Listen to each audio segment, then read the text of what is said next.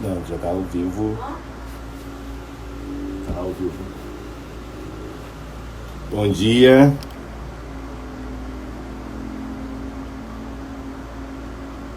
Felipe já entrou.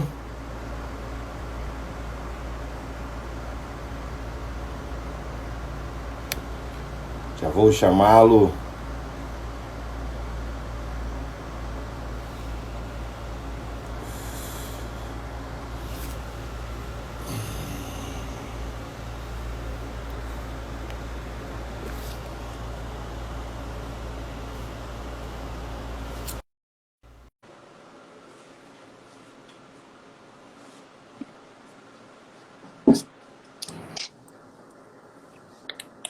Bom dia, doutor Olá, Felipe. e aí, Renato, tudo bem? Tudo bem? Eu geralmente faço um teste aqui na live 15 minutos antes, mas como eu sei que você está no front de batalha, falei, não, Sim, sim. vamos direto, porque eu preciso ouvir de quem está no front, contar para a gente que está aqui na base, como as coisas estão. E primeiro te agradecer por essa oportunidade de compartilhar com seus colegas o que você está vivendo, qual é o panorama que você encontra. Queria que você se apresentasse para minha audiência, que é de um público leigo também. E a minha grande missão, Felipe, quando a gente chama essa live, é tentar trazer para quem não tem na ciência, não tem no conhecimento científico o seu respaldo, as suas tomadas de decisão, para que ela encontre uma opção justa e verdadeira. Nesse momento de política em cima de uma crise, é temerário que a população não saiba a quem ouvir e consiga até mesmo desacreditar nos fisioterapeutas intensivistas, nos médicos intensivistas, nos cientistas. E, mais uma vez, obrigado pela sua presença. Renato, primeiro eu que agradeço o convite, a possibilidade de participar aqui com você.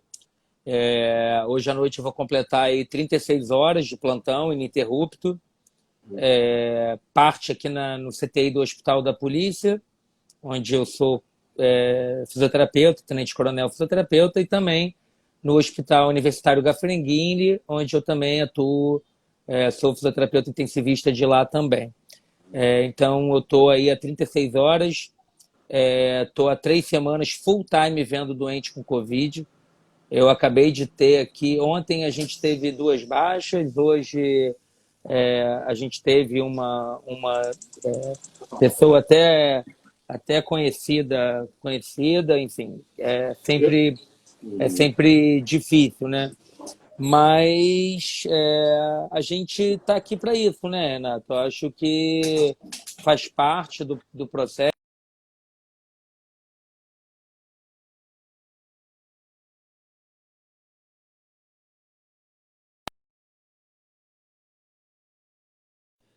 Bastante cansado, bastante marcado, mas eu acho que faz parte. Eu acho que seria covarde da minha parte não estar aqui nesse momento vendo colegas participando e poderia ser minha mãe, poderia ser a sua mãe.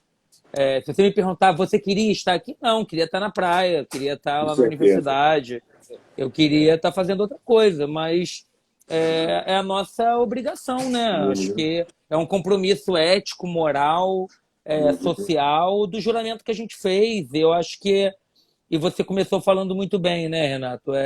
A gente está vivendo um momento de tudo no Brasil hoje é polarizado. Uhum. Se alguém fala A, um lado fala A, independente se é bom ou não, o Uhum. lado contrário diz que não é bom e busca argumentos para dizer que não é bom e vice-versa, tá? Então, a gente tem assistido isso, a gente tem assistido, inclusive, falando um pouquinho do nosso fazer, né? Eu assisti essa semana lá na região norte, no Amazonas, um hospital de campanha que foi inaugurado com umas tendas, né, que em hipótese, poderiam permitir que o doente fizesse ventilação não invasiva. E, curiosamente, há uma semana, 10 dias atrás, a Sobrafie, eu também tenho orgulho de pertencer, tinha emitido um parecer contrário por conta de tornar aquilo um cativeiro de vírus. Não tem nenhum tipo de amparo, é uma suposição de que colocar uma tenda plástica sobre o doente poderia permitir que você fizesse ventilação não invasiva e pior em ramo único, né? Então, está nos preocupando porque quem vai fazer essa terapia é o fisioterapeuta, é ele que vai aplicar. Então, a dispersão de aerosol tem um trabalho canadense gigante, mostra que a VNI é o principal potencializador de dispersão de aerosol. Não estou dizendo que VNI é ruim, VNI é uma excelente alternativa terapêutica, desde que você tenha estrutura para utilizar leito com pressão negativa, uma máscara adequada, ventilador mecânico de ramo duplo, que é esses que utilizam UTI, e não esses portáteis que as pessoas têm em casa, né? Porque eles são de ramo único, então eles têm uma máscara que permite a exalação do CO2. Então, o que exporia o profissional a bastante risco. O que você está dizendo é ainda mais grave do que eu disse, que é a pseudociência na ciência, né? A pós-verdade na verdade. Quando os nossos colegas começam, ou gestores, começam a acreditar no que ainda não é cientificamente comprovado, é ainda mais perigoso. Deixa eu te perguntar aonde você está agora, e você tem duas realidades, né? Você tem o Gafrey e o Hospital da PM. Qual é o cenário dessas duas? Quero te pedir. Há 2 semanas atrás, semana passada e agora. Mudou o cenário? Mudou? Meu Deus do céu, como mudou. Há 2 semanas atrás, lá no Gafrey, a gente não tinha nenhum doente com Covid, até porque o setor estava sendo construído, então não estava aberto ainda para o CISREG, não estava podendo regular doente para lá. Então a gente estava se preparando para... e na semana passada, então, internaram 3 doentes, não com um problema relacionado à Covid inicialmente. Era uma fratura de fêmur por queda da própria altura.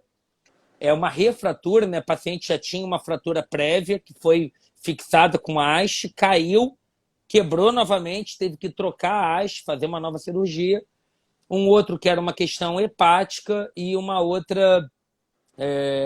não me lembro agora ao certo o motivo da internação dela, porque ela era de uma enfermaria que o CTI não dá cobertura. E ao longo dessa última semana, os 3 doentes evoluíram mal. Uma foi entubada no dia 10, e os outros 2 foram entubados ontem.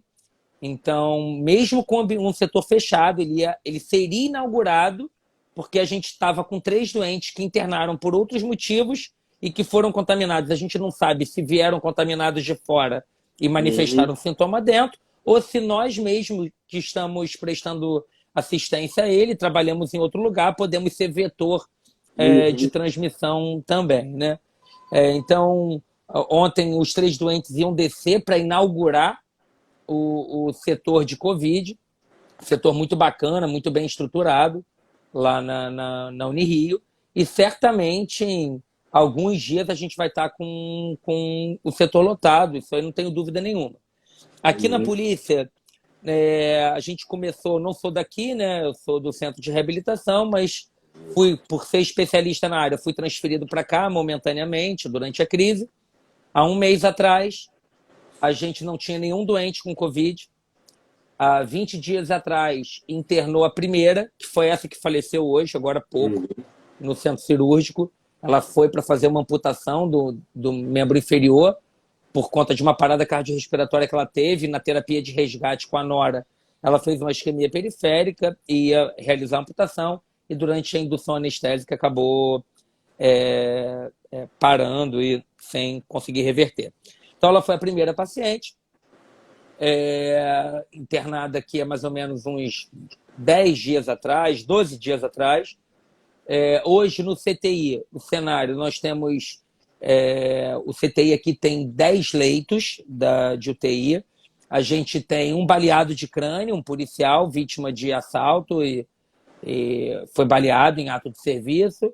A gente tem outros 3 pacientes clínicos e o restante é paciente com Covid. A gente tem, hoje, no momento, no CTI, entubados 4 doentes com Covid, porque o nosso CTI não é uma coorte, então a gente tem pacientes misturados. Covid com quem não é Covid, o que não é recomendado. Então, foi inaugurado na semana passada um andar que era da ortopedia, no 5º andar. Foi inaugurado o setor de Covid. De lá para cá, ele lotou, obviamente. Ontem tinham 6 doentes em ventilação mecânica e outros 19 doentes internados, recebendo oxigênio. Desses 6, 2 já morreram, de ontem para hoje. Um hoje internou, foi entubado e morreu. Então, de ontem para hoje, nesse andar, a gente teve 3 óbitos. E já está todos os leitos ocupados, porque as pessoas morrem, já tem paciente no andar de baixo, na emergência do Covid, internando doente em sequência. Então, tem um volume bastante grande e isso vai escalonar cada vez mais. E uma das críticas que eu faço, né, e tenho feito de forma muito veemente, com esses números que o Ministério da Saúde nos apresenta, né? Me incomoda muito porque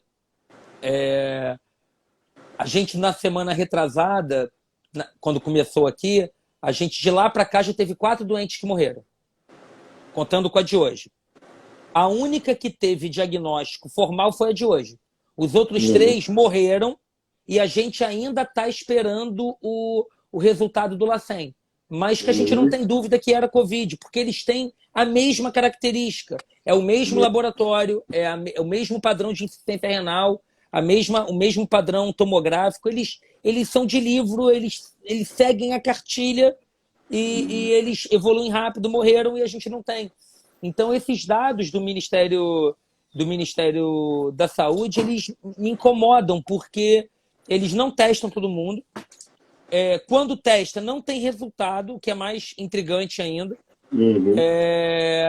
E a gente está experimentando em hospitais privados, Renato, você deve estar sabendo disso, a questão dos seguros de saúde, né? Operadora de saúde, de seguro de vida, ela não paga o benefício em caso de pandemia. Isso, qualquer plano de saúde, qualquer seguro de vida é assim. E eu tenho relatos de colegas de grandes hospitais privados onde há uma pressão, quando não tem um laudo formal do laboratório ainda, confirmando o Covid, mas todo mundo sabe que para que não seja no atestado de óbito incluído isso, para que não prive a família de receber o seguro de vida que aquela família tem direito. Então, são dados assim muito, muito aquém da realidade. Isso é fato. Existem pesquisadores da Fiocruz que estimam que o número é 30, 40 vezes maior do que de fato está sendo relatado. No LACEN, aqui no Rio, a gente tem cerca de 12 mil exames colhidos, armazenados lá e sem laudo. Então, os laudos que estão saindo hoje, dia 15 de abril, são laudos de exames feitos no dia 30 de março, 31 de março, 1º de abril. Não tem nenhum laudo saindo hoje. Aquelas 204 mortes lá que foram noticiadas ontem no jornal, certamente os exames foram feitos lá atrás e que agora está saindo os resultados e está entrando para a conta. Então, eu tenho muita preocupação quando eu vejo esses números, porque as pessoas comparam, né? O Brasil em relação ao mundo, o Brasil, a curva está muito lenta, então está dando certo, a gente pode liberar as pessoas a voltarem. Não dá para comparar, porque uma coisa é você testar a esmagadora maioria das pessoas e ter um laudo num tempo hábil, a outra é não testar quase ninguém. Hoje, em pacientes internados não estão fazendo teste, só naqueles mais graves.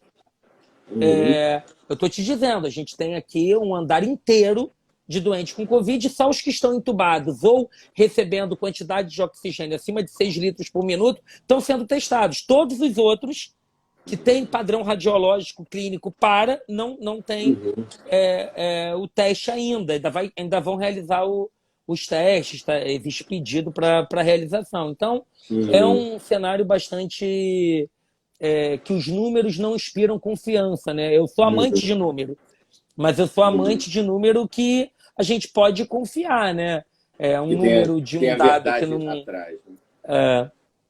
Eu tenho a Então, realidade do hospital particular, principalmente dos padrões ouros, entre aspas, né, pelo preço que cobram aqui no Rio, que há uma triagem muito bem selecionada e os testes estão sendo realizados, principalmente os PCR, os laboratoriais, e o tempo não é tão tão distante assim entre a coleta e a resposta. Eu são rápidos. estou assustado também com a incapacidade do mundo, que a crise é mundial, né, de gerar solução para os testes. É uma pena que o Brasil esteja tão atrasado. Da América Latina é um dos países mais atrasados em quantidade de testagem, mesmo sendo o país mais rico. E uma realidade que você me falou é que os pacientes chegam e depois eles têm o Covid e não chegaram com essa realidade. É mais uma prova cabal que ir à unidade de saúde agora com os primeiros sintomas não é o ideal, é a recomendação que a gente não quer que faça, né? Os primeiros sintomas, se trate em casa e Exatamente, fique né? longe do local de risco. Eu sou plenamente a favor de todas as recomendações do Ministério da Saúde. Inclusive, eu acho que o Ministério da Saúde tem feito um trabalho com o quinhão que eles têm, né, com os recursos que eles têm feito um trabalho brilhante, ao meu ver. É muito difícil gerar uma política de saúde ampla para o Brasil. O Brasil é um país continental. Cabem 2 Europas dentro do Brasil. Então, existem questões territoriais que dificultam e muito a democratização do acesso a essas informações que o Ministério passa. Mas eu concordo que o doente só tem que ir na emergência. Eu vou te dar um exemplo meu. No sábado, minha esposa estava de plantão na UERJ, que ela também é fisioterapeuta do CTI lá da UERJ, da UCI, e eu estava com os meus filhos em casa, e o meu filho estava com febre, com febrão, de 38,5, tinha vomitado, estava prostrado, deitado o dia inteiro. Eu me preocupei, eu falei, cara, eu tô em contato com o Covid o tempo todo, será que eu não contaminei ele? Mas eu falei, não, cara, eu não vou levar para emergência. A primeira intenção vou levar para emergência. Se evoluir rápido. Mas eu pensei, não, não posso, nessa altura do campeonato, agir com o coração, tem que agir com a razão. Então eu examinei ali, né, fiquei monitorizando ele o tempo todo, passei aquela noite ali olhando para ele de hora em hora ali para ver se estava tudo bem. Ficou tudo bem, no dia seguinte ele já estava um pouco melhor e hoje parece que nada aconteceu naquele sábado. Então, a recomendação das pessoas de só irem para o hospital com sintoma é muito pertinente. Sintomas respiratórios, importantes, né?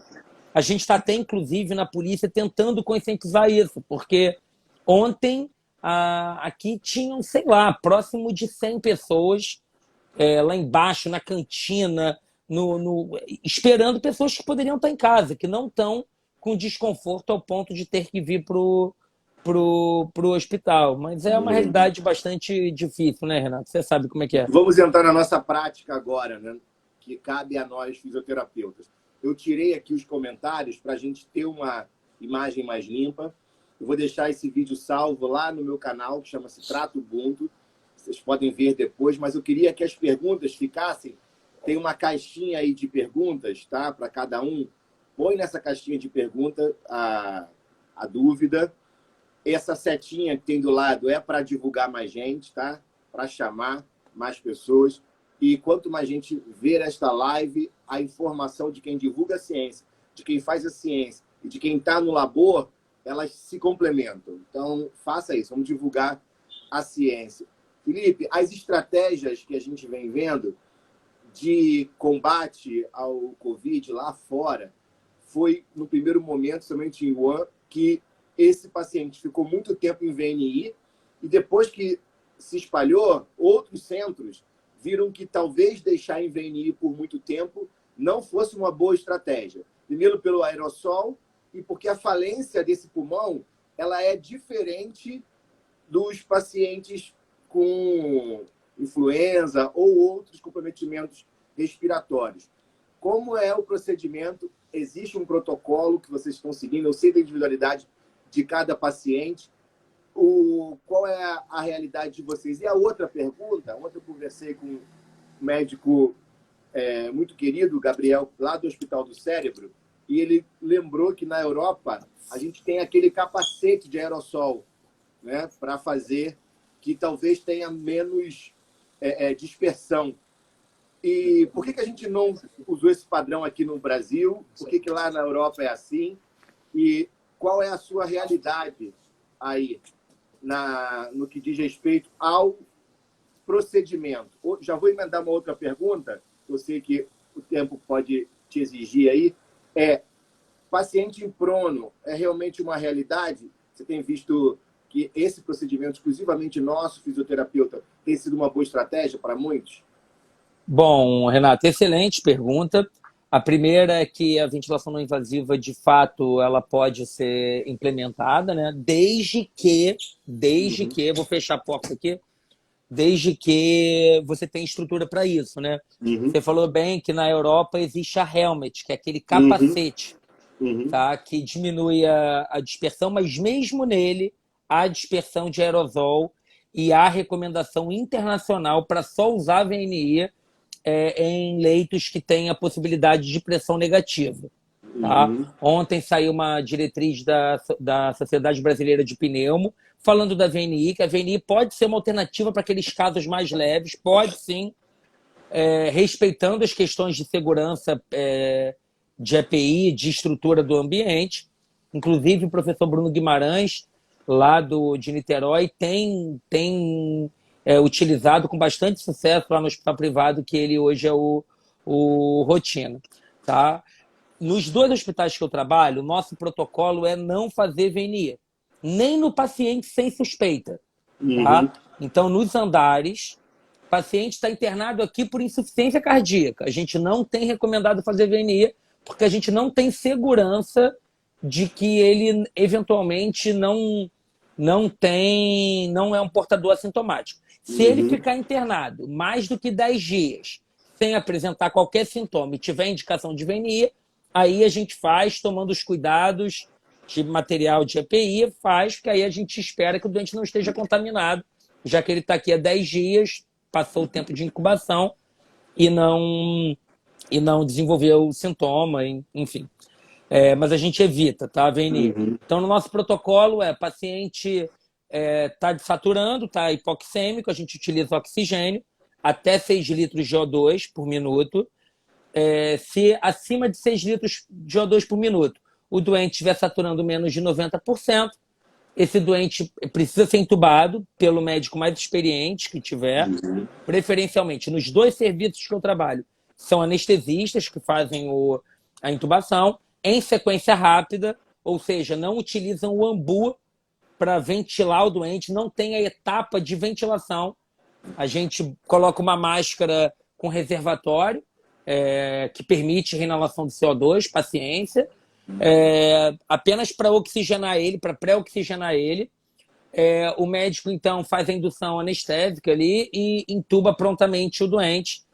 E a gente clampeia, aí a gente imediatamente conecta ele na prótese ventilatória com filtro HME, que é o filtro trocador de calor proximal do doente, e o filtro EPA, que é o filtro de barreira, que a gente coloca na válvula exalatória do ventilador, para que, durante a assistência ventilatória, não disperse para o ambiente eventuais partículas que tenham passado pelo filtro inicial.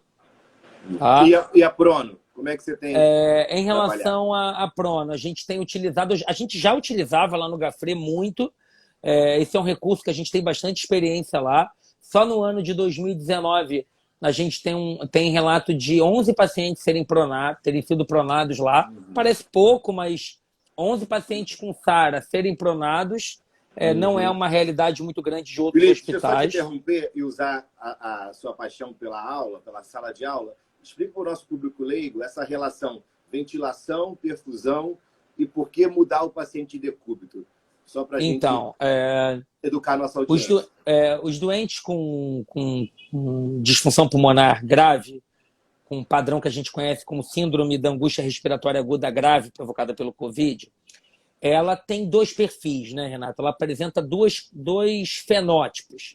Um fenótipo que está sendo descrito como fenótipo L, que é de low elastância, que é de baixa elastância, que é o doente que tem a complacência próxima do valor normal. E existe o doente perfil H, que é de alta elastância, que é o doente de baixa complacência. Em hipótese, o doente com perfil H é um doente que se beneficiaria mais de estratégias que utilizam pressão positiva e que se beneficiariam mais da posição prona. Tá? Isso é fato. A gente tem visto que os doentes com perfil H respondem muito bem a PIP, inclusive a estratégias de recrutamento, como estratégias de resgate e posição prona. O perfil L, quando tem uma hipoxemia importante, quando ele tem uma troca gasosa que gera uma relação PaO2 e FO2 menor que 150, a gente também tem pronado, e a gente também tem pronado com êxito. Só que os benefícios são diferentes, tá? No perfil L, o benefício está numa redistribuição da perfusão. O perfil L parece existir um comprometimento vascular mais importante do que ventilatório em si. Então, o desequilíbrio da relação ventilação-perfusão é mais pela perfusão do que pela ventilação. Tá? E a pronação acaba redistribuindo a perfusão e o doente tem uma melhora da troca gasosa. No doente perfil H, a gente tem não só a redistribuição da perfusão, mas uma redistribuição também da ventilação. E qual é o racional, né, da posição prona para quem não conhece? Os pulmões, anatomicamente, a sua parte anterior ela é menor anatomicamente do que a parte posterior. O pulmão ele é maior na parte de trás, na parte que a gente chama, num doente que está deitado, na parte que a gente chama dependente da gravidade. Quando você coloca o doente em prono, de barriga para baixo, você coloca a maior parte do pulmão disponível para ventilação. Então é como se você aumentasse o baby lung, como se você aumentasse a área disponível para uma ventilação adequada. Além de outros benefícios, como descompressão, porque quando você está em prono, você tira um pouco o coração da fossa cardíaca, então você também diminui o efeito compressivo que o próprio coração gera na região ali da língula, no pulmão esquerdo. Então, ao pronar o doente, você tem o benefício de melhora da perfusão, da distribuição da perfusão, você tem uma melhora da distribuição da ventilação. Essa ventilação ela fica mais uniformemente distribuída. Tá? E existe um princípio que eu acho muito legal, que é se você pegar uma mola que tenha um aspecto triangular. Imagina uma mola que tem um aspecto triangular. Se você vira essa mola com o ápice da mola, com a ponta do triângulo para baixo, você tem a parte próxima do triângulo, a massa mais próxima, né, os elos da mola, e depois você tem uma uniformidade maior entre os elos. Quando você inverte e coloca a base da pirâmide para baixo, que é o que acontece num doente em decúbito dorsal, você gera mais compressão na parte inferior. Então, também tem uma questão morfológica, né, da estrutura orgânica. Quando você coloca em prono, você tem unidades alveolares com abertura mais uniforme, o que favorece uma melhor redistribuição da ventilação e da perfusão. Tá com saudade da sala de aula? E os doentes têm pronado e têm pronado com benefício. Tá? Fiz a brincadeira aqui que se você está com saudade da sala de aula, Pô, tô, cara, mas tô dando aula, né? Tô dando aula assim, como Eu você tá também vendo. tô online o tempo É, todo. a gente, todas as aulas na universidade, tanto na graduação, quanto na Uhum. pós, quanto no mestrado, doutorado, a gente tem feito aula online, até no Dinter, né, que é os doutorados, mestrados que a gente faz com instituições fora do Rio, Uhum. também aulas todas feitas de maneira virtual. Então o trabalho não para, né? Ele só Uhum. aumentou, Só aumentou. porque a gente só aumentou. A gente tem trabalho online, mas aqui na assistência Uhum. também. A gente tem essa estratégia neuroplástica de se adaptar ao momento. E já que a gente está falando aí de neuro, eu sei da sua paixão aí pela neuro, o que você tem visto de realidade? Nós ontem conversamos com o doutor Gabriel e a gente deu um trajeto lindo anatômico, assim como você fez com o pulmão, do nervo olfatório, da qualidade histológica desse nervo, o trofismo que ele pode gerar pelo vírus e vice-versa, e como regiões responsáveis pelo centro respiratório, neurais no tronco encefálico, podem estar comprometidas também e gerando, a gente não sabe quem vem primeiro, um distúrbio respiratório. E, obviamente, que isso é inicial, mas a gente sabe que casos de encefalite, AVC, as mialgias estão relacionadas com o sistema nervoso. O que você tem visto aí desse Covid? Na Não está só verdade, na região pulmonar. não, isso é um distúrbio sistêmico, até porque a maior Uhum. parte do perfil de doentes, eles têm um perfil de coagulação intravascular disseminada. Você outro dia eu estava aqui, o médico colhendo o exame e o sangue é coagulando dentro da seringa. Eles têm muito distúrbio de coagulação, tanto para hipercoagulabilidade, quanto o doente que está sangrando muito também. E Uhum. a gente tem tido relatos de doente com sofrimento cerebral grave pós-ECMO.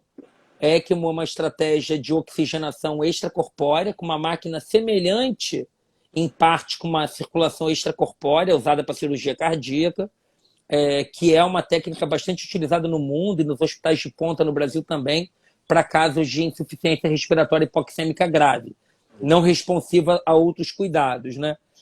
E a gente tem tido relatos de pacientes pós-ECMO também evoluírem com sofrimento neurológico, parte pela questão de perfusão cerebral durante a ECMO, parte por distúrbios de coagulação que esses doentes fazem.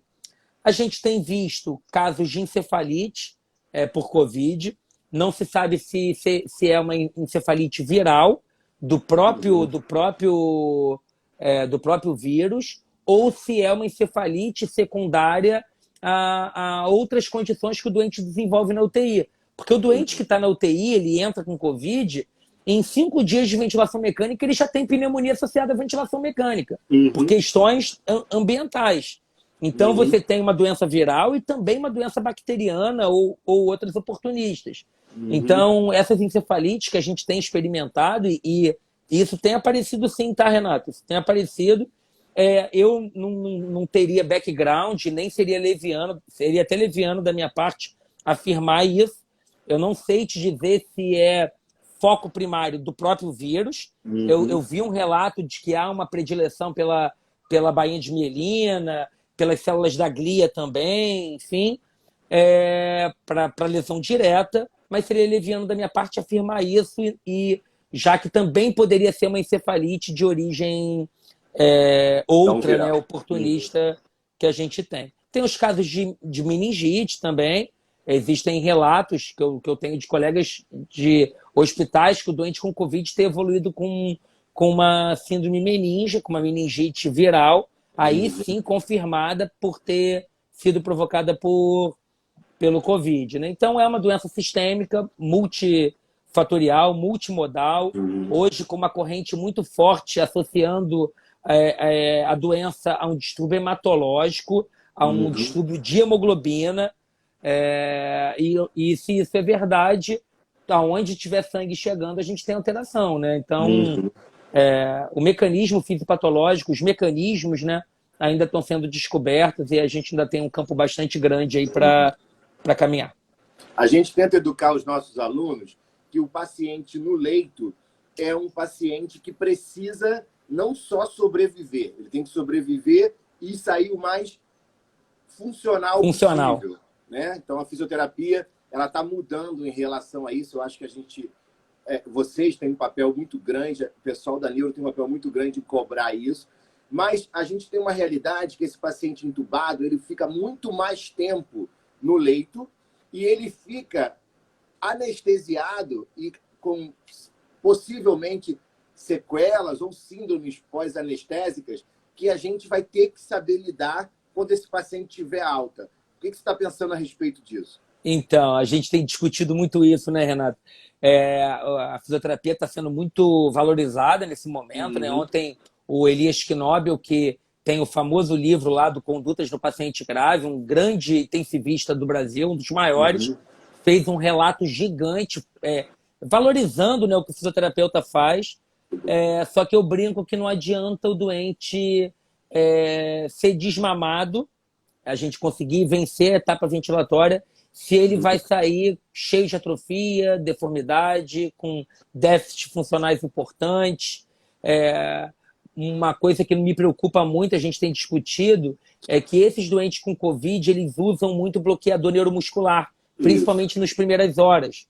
E os bloqueadores neuromusculares, eles têm uma predileção por impregnação na placa motora, né? E os doentes acabam evoluindo com uma tetraparesia difusa depois e evolução para polineuropatia do doente crítico, que é uma realidade das UTIs. E eu tô com receio de que no Covid isso se agrave, tá, Renato? Por conta do risco de contaminação, eu tenho percebido que os doentes são menos mobilizados, o nosso tempo de assistência tem diminuído, por questões de precaução, de não disposicionar o tubo para não gerar escape de ar ao redor do cuff. Mas, cara, eu não abro mão, Luiz Felipe, não abro mão de pelo menos mobilizar as grandes articulações, levantar a cabeceira, tentar fazer algum tipo de posicionamento do doente e já fazendo algum tipo de estímulo motor para que esse indivíduo saia daqui com a menor sequela possível. Essa paciente, que infelizmente faleceu hoje, ela já estava traqueostomizada, ela estava até sentando já à beira do leito. É claro, a gente ajudando, mas era uma paciente bastante grave e infelizmente a gente não conseguiu ter sucesso dessa vez. A gente vai contar na história o que está acontecendo com a sociedade nesse momento, né? E na crise, a gente tem que se perguntar como chegar à solução do problema, onde chegar no porto seguro. E a gente está numa angústia da sociedade, e eu quero saber da angústia do intensivista, de não saber aonde estamos nessa crise e quando chegaremos no tal porto seguro, né? Se ele existe.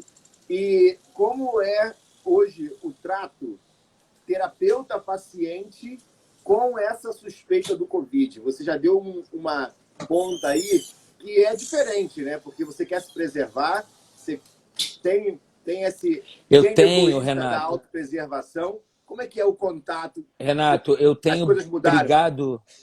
Eu tenho sido bastante enfático. Ontem mesmo a gente estava numa discussão. Porque não pode isso, não pode aquilo. Eu falei, gente, calma. A gente tem que entender que existe uma linha tênue entre garantir a segurança do profissional e realizar uma má prática médica. Má prática médica, estou botando numa... Não é nem iatrogenia, na verdade é não oferecer o que o doente de fato precisa. Então a gente precisa oferecer com segurança, mas a gente também não pode, por trás do receio de uma eventual contaminação, não oferecer o suporte que o doente de fato precisa, né? Então a gente tem que ter bastante cuidado, e eu tenho batido muito na tecla, né, de que a gente tem que cuidar do doente como se fosse a nossa própria mãe, ou o nosso pai, ou o nosso filho, porque é assim que a gente gostaria que os nossos familiares fossem atendidos. Então, eu entendo que existem questões, barreiras, existem riscos, mas se você não quer ter risco, você deveria buscar outra profissão, porque o risco existe em qualquer circunstância. A A gente é que está se atentando agora, Renato, para a questão dos EPIs. Mas a gente sempre teve H1N1, a gente sempre teve doente com tuberculose, Verdade. com outras doenças, com sarampo, com doenças que são ultra contagiosas, e a gente não se preocupava tanto como se preocupa hoje. Isso vai servir de um grande aprendizado. E eu tenho dito, né, a fisioterapia ela nasceu, assim, se estruturou no surto de pólio, lá na década de 50 e tal, e a gente vai ser reinventado no surto de Covid agora. Pode ter certeza, porque esses doentes, Renato, eles vão sair do CTI. Eles vão sair, a literatura tem dito que aproximadamente 50% sobrevive, né, por enquanto.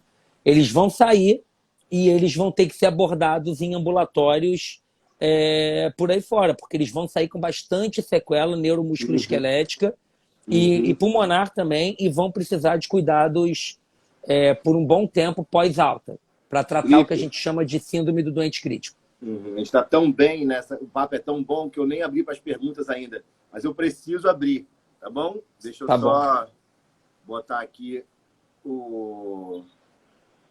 as primeiras. Vamos lá. Luiz Felipe, boa tarde. Minha mãe de 67 anos descobriu que tem hipotiroidismo. Isso agrava o caso? Hipotiroidismo, Felipe, as perguntas são mais variadas. A maioria pode agravar, sim, pode. Agora, tudo depende da condição imunológica do indivíduo, né? Depende da resposta que ele vai ter. Não é porque ele tem hipotireoidismo que ele vai desenvolver a forma mais grave, enfim.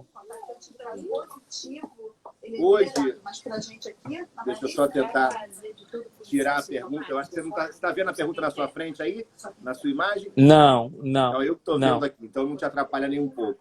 Luiz, eu não vou tomar muito mais tempo, não. Nós já estamos agora nos porque eu estou precisando. Nos minutos finais. Porque eu estou precisando, estou me chamando aqui. Faz o seu recado final aí para os nossos colegas fisioterapeutas, para a população. E mais uma vez, obrigado pela sua participação, amigo. Ô, Renato, eu peço desculpas aí por ter que terminar.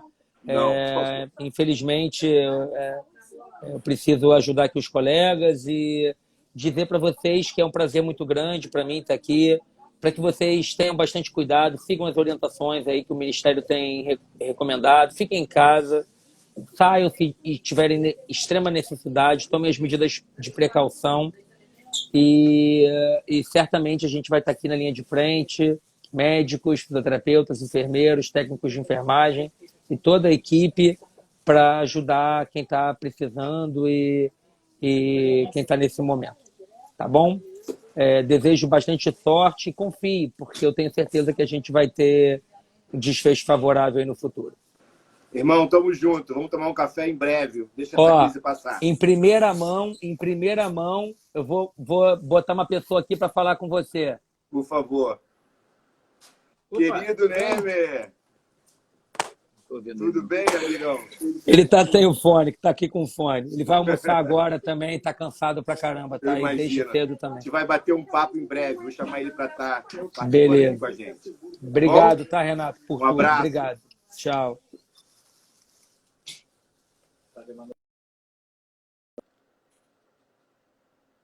Então é isso, pessoal. Obrigado aí pela sua audiência. Então eu tirei aqui os comentários antes para facilitar a entender o Luiz Felipe. Deu para perceber que a gente está lidando com um momento único. Eu não falo isso só pelos colegas que estão agora no CTI, mas pelos mais experientes, pessoas com 40 anos de leito e nunca viram um cenário parecido. Então, eu acho que a ideia aqui foi mostrar para a população que não existe um alarmismo, existe, na verdade, um plano para a gente sair dessa crise. E o melhor de tudo é que você não vá para o CTI e nem deixe que os seus queridos cheguem a necessitar de um leito. A gente não está dizendo que as pessoas não adoecerão, mas a estratégia é não adoecer ao mesmo tempo. Por isso, o pedido para estar em casa, por isso o pedido para colaborar e a gente não está no mesmo barco. Eu repito isso. Nós estamos na mesma tempestade. Tem gente que está no iate, na tempestade, tem gente que está com um pedaço de madeira abraçado, sofrendo muito porque não pode trabalhar, porque a família está sem renda. Então, se você tem uma condição melhor, ajude a quem tem uma condição menor. Esse é o nosso papel solidário nesse momento. Tudo bem? Amanhã a gente não tem live. Sexta-feira voltamos aqui com o professor Edelberto. Vamos falar de nervo vago, as repercussões no sistema nervoso central, terapia manual. E toda a live fica salva no YouTube da Trato Ubuntu. Entra lá no canal, se inscreve se você puder. A nossa maneira de fazer os vídeos de divulgação científica ficarem disponíveis para mais gente. É a coisa mais gentil que você pode fazer. É o obrigado que você pode me dar, é se inscrever lá no canal Trato Ubuntu, no YouTube, para essas e outras entrevistas ficarem no alto e mais disponível para mais gente. Obrigado. Até sexta-feira, meio-dia. Um abraço.